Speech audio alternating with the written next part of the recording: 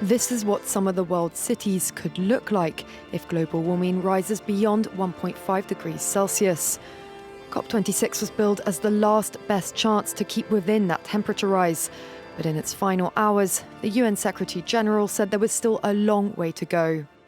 The announcements here in Glasgow are encouraging, but they are far from enough.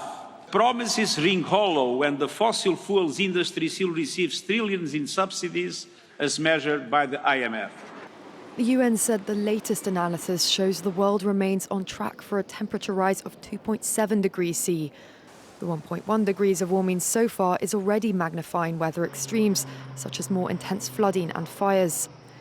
Climate activist VANESSA NAKATE summed up the fears of young people that promises won't translate into action. The truth is that the atmosphere doesn't care about commitments. It only cares about what we put into it or stop putting into it.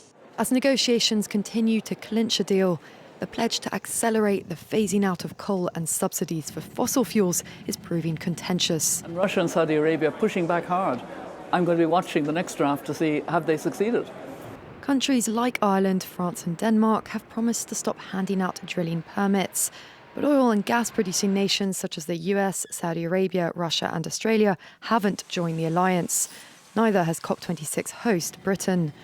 Another big hurdle to overcome is how vulnerable nations are supported financially for climate adaptation and mitigation. Richer nations had vowed to provide $100 billion annually by 2020, a figure now judged vastly insufficient. Studies show that damage inflicted by climate change could top $500 billion a year by 2030.